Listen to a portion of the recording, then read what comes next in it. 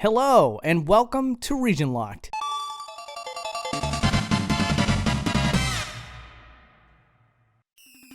There have been plenty of crossover games of different series and brands. We've seen titles like Namco Cross Capcom take popular characters from different titles and throw them together into a tactical RPG. Or Konami Crazy Racers, taking characters and having them compete in a kart racer. Perhaps the most well-recognized crossover title is Super Smash Bros., bringing everybody's favorite Nintendo characters together, alongside a handful of extra fighters from other companies, and have them duke it out in a hectic fighting game. Well, today we're going to be looking at a game which tried to take this crossover fighting concept and create something branching out beyond the realms of just video games. Introducing an extensive range of heroes from different backgrounds, DreamMix TV World Fighters. DreamMix TV World Fighters was released in December of 2003 for the PlayStation 2 and GameCube. The title was developed by the small team Bitstep and published by Hudson.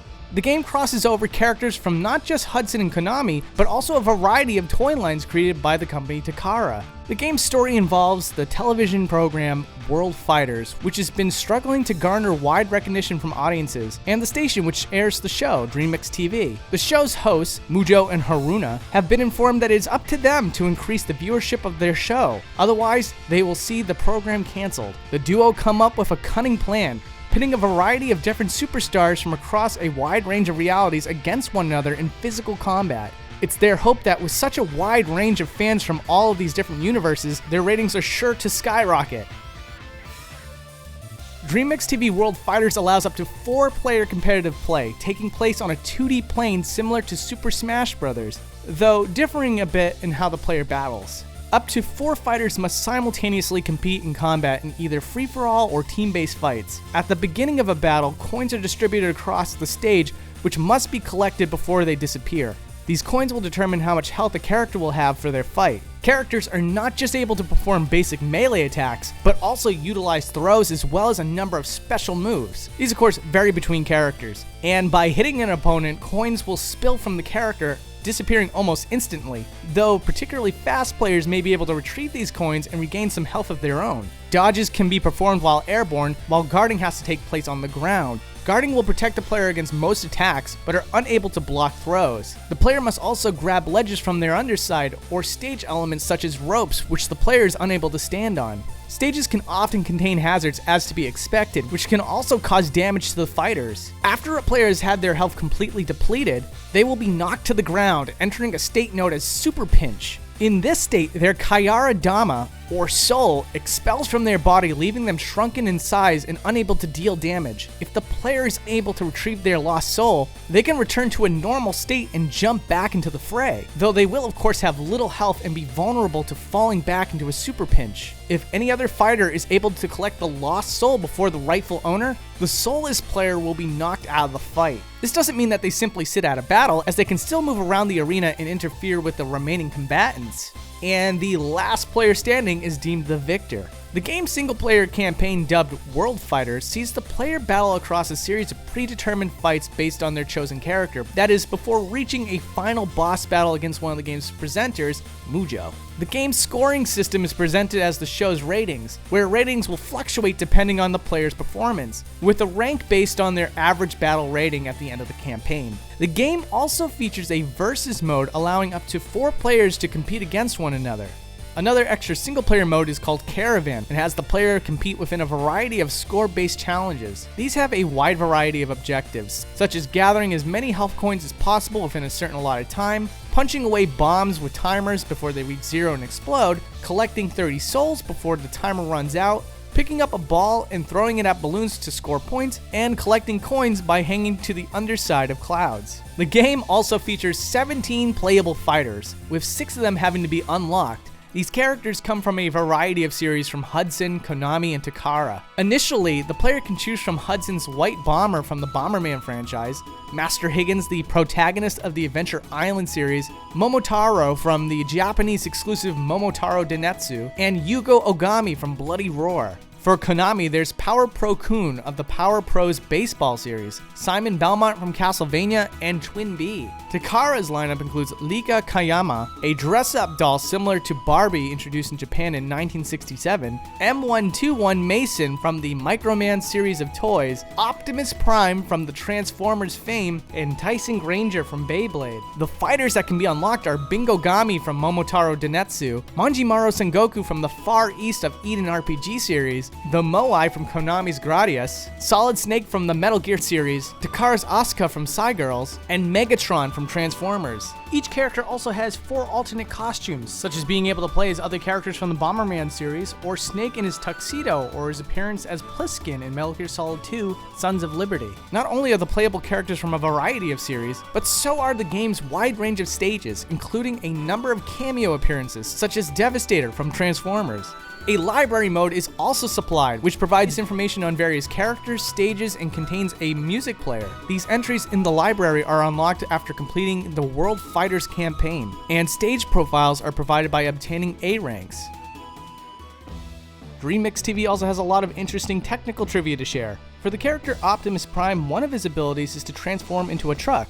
And to pull this off, the developers would store the opposite transformation inside the character model. For example, when Optimus Prime is in Autobot form, you can see the decals for the truck inside of his body. And alternatively, when Optimus Prime is turned into a truck, you can find his head stored in the interior. There is also unusual techniques used in stages like Castlevania, where a large white sheet is stored behind the stage and is quickly moved into position every time there's supposed to be a lightning strike. These two details cannot be seen by normal means. It instead requires the manipulation of the game's camera, which, if that is something that piques your interest, be sure to check out my channel at the end of the video where I cover hundreds of games to discover details just like this.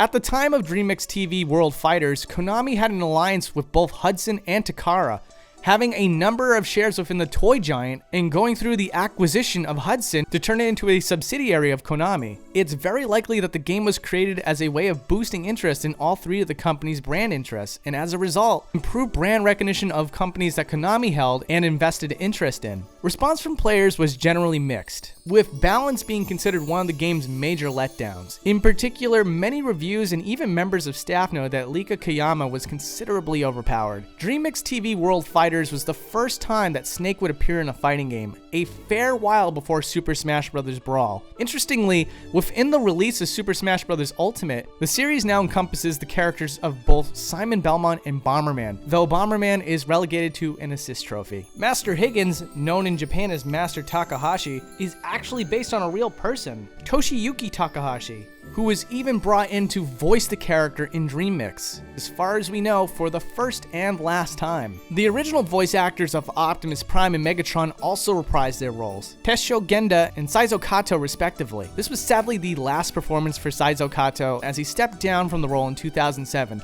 and passed in 2014. DreamMix TV World Fighters might have representation for series popular outside of Japan, but it also contains a significant number of characters which many outside of Japan will have absolutely no clue about. With the knowledge that the game's creation was a way of improving brand recognition for various companies of financial interest to Konami, those interests are mostly centered around a Japanese audience. While the game was released to middling reviews, it must have sold enough to warrant a re-release within Japan, being published again within the Hudson Best moniker of discounted games. If released outside Japan, it would have most likely seen at least reasonable sales to recoup the cost of printing, translation, and marketing. However, there is one other cost involved. As the game sees the crossover of several licensed characters, including toy lines, the cost of licensing out those characters from multiple regions would have been significant. A coalition was made in the year 2000 after a request from Takara was made to Konami, and DreamMix was likely a way for the game publisher to assist with re-establishing financial stability for Takara.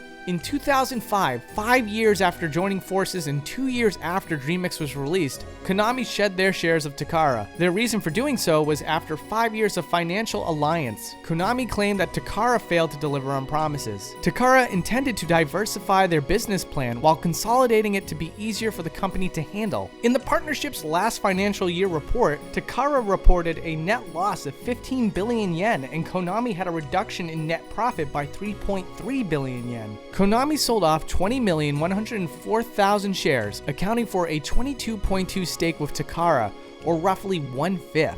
The sale was made to mobile game distributor Index Corporation, now known as Ixit Corporation, for a total of 11 billion yen, 6.1 billion more than Konami paid back in 2000. It's possible DreamMix receiving an international release would have resulted in more recognition overseas, as well as negating the reported poor performance of Takara to broaden its reach to an overseas market. Though, with the game's less than stellar reviews, it's possible that it could have caused more of a negative response from an international audience, rather than promoting the three companies involved at all. Ultimately, DreamMix TV World Fighters provided players with nothing new or groundbreaking, being seen mainly as a poor man's Smash Brothers with lifted mechanics and an obscure cast of poorly optimized characters. Really? We're gonna end on that, dude? What? And it is this reporter's opinion that this game is awesome.